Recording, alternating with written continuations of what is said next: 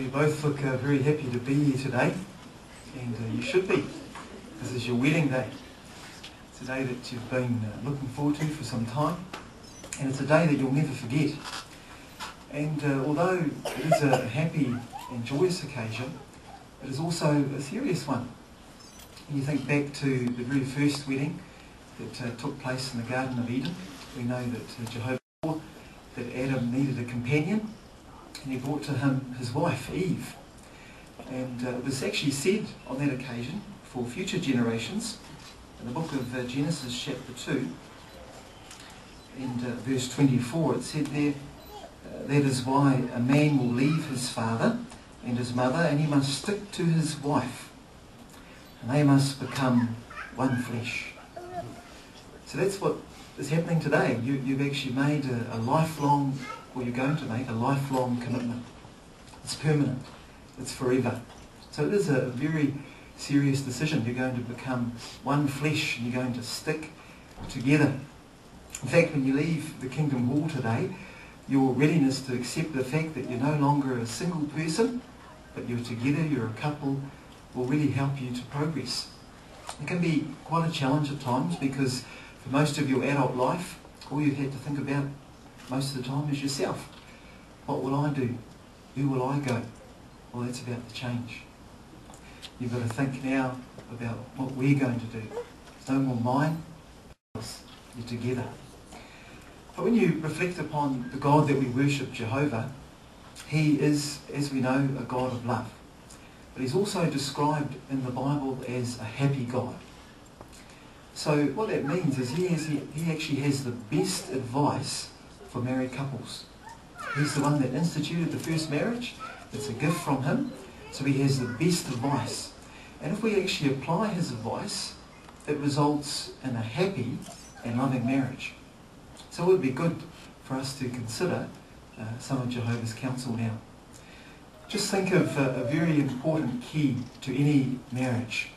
And I'd like to consider a few verses in the book of Ecclesiastes chapter 4.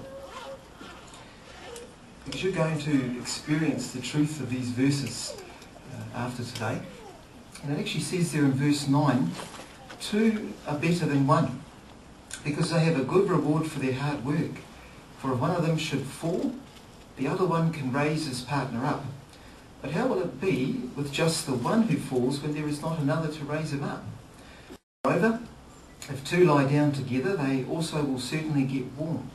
But how can just one keep warm? And if somebody could overpower one alone, two together could make a stand against him.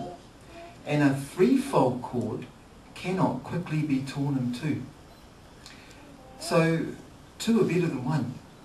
Marriage is a gift. You'll experience that having a mate in life, having a companion, is a beautiful thing. But you may have noted in verse 12 it says, and a threefold cord cannot quickly be torn in two. And in a sense, a husband and a wife are like two strands or two cords. And you come together, you become one flesh or one cord. But it actually implies there that a threefold cord cannot quickly be torn in two. So what that means is a twofold cord can quickly be torn in two. It can break. So we actually need that third cord to ensure that our marriage is a permanent one. Well, I'm sure you know what the third cord is. It's actually having Jehovah God in your marriage. In fact, you need to always put Jehovah God first in your marriage. In the days ahead, you need to seek his advice and his wisdom before any decisions that you make.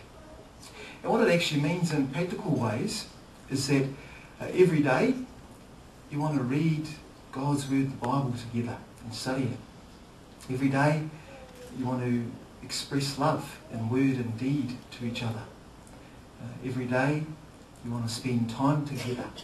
And when you do, talk and really listen as you talk to each other.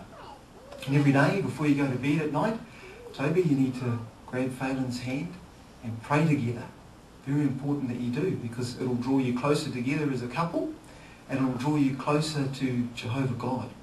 And it has the added benefit, talking from experience here, you know, marriage is not all roses. We have ups and downs and disagreements. But when you grab your wife's hand at night and pray, it's very hard to feel any ill will towards her when you're actually involving Jehovah, and he really helps you to overcome any tribulation in the flesh. So very important that you're now working together as a couple and putting Jehovah God first. What advice does Jehovah God actually give to Christian husbands and Christian wives? Well, Toby, you're the husband, and Jehovah God has actually appointed you as the head of your new family. And that's actually not a privilege, it's a serious responsibility that you have. And primarily, your responsibility is to provide spiritually for your wife, to really ensure that kingdom interests are always first place in your life. So that's a very important thing, that you're a spiritual leader, that you really take an active lead there. But it's more than that. You have to provide materially for your wife, and emotionally she needs to know that she's loved and adored and cared for by her husband. That's all part of it. But it's good for Christian husbands to acknowledge that there will be differences. You're two different people, you're from different families, different backgrounds, different countries even. So there will be things that you see as important, sometimes Faylen may not see as important. Things that you like, she may not like. So how could you actually cope with that as a Christian husband? Well, let's consider some fine advice to Christian husbands in the book of Ephesians, chapter 5. But we'll just look at 3 verses there. Verse 25 and verses 28 and 29.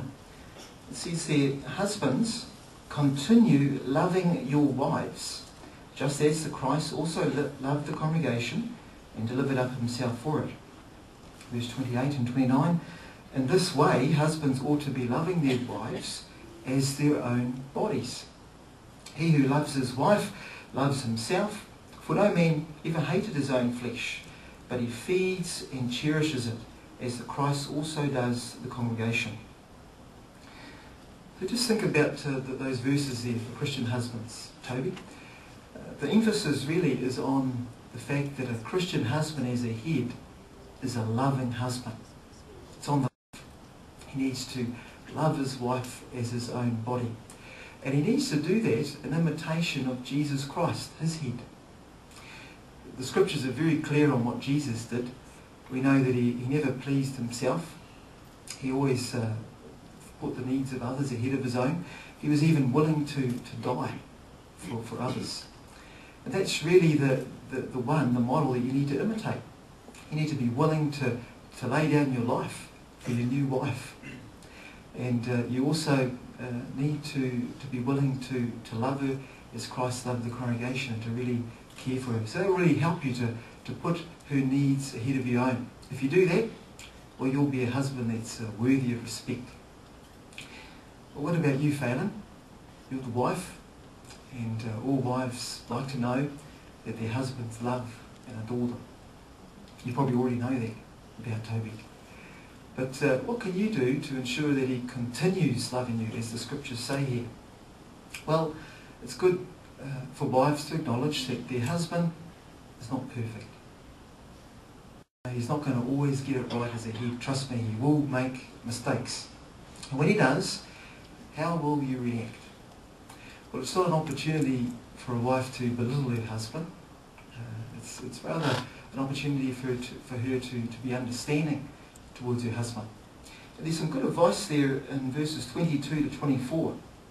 It says here, let wives be in subjection to their husbands as to the Lord, because a husband is head of his wife, as the Christ also is head of the congregation, he being a saviour of this body.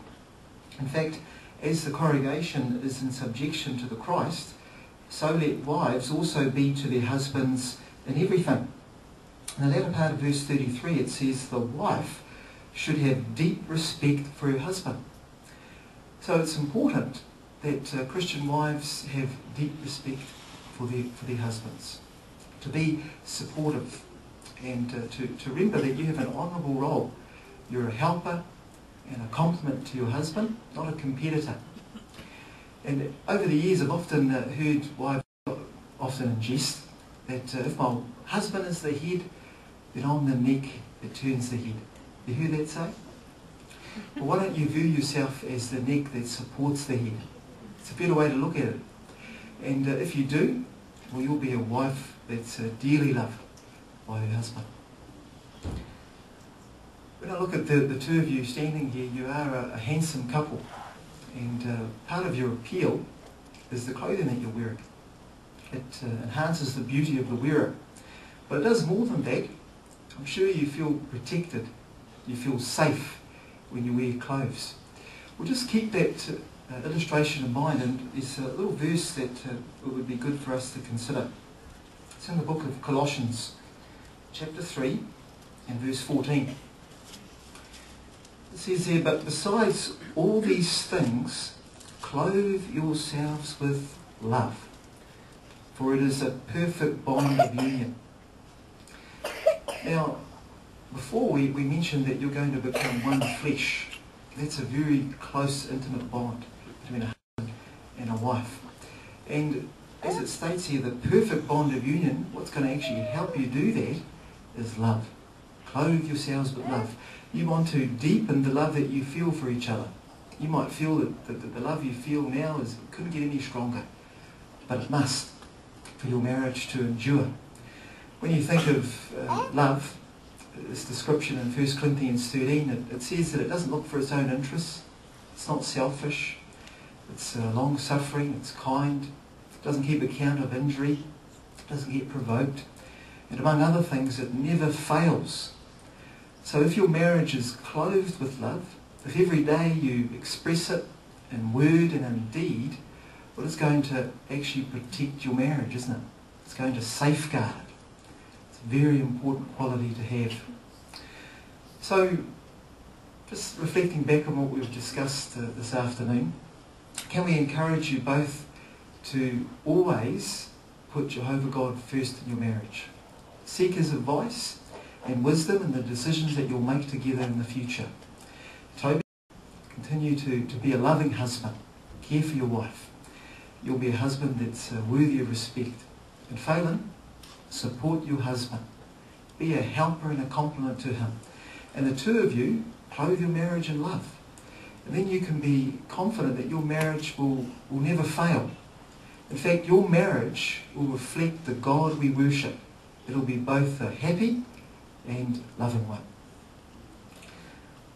Well, you've come to the important part of the day. We're going to now solemnise your wedding vows before all onlookers here today. So we'd like to invite our marriage celebrant for the day, Brother Joshua Defoe, to do that.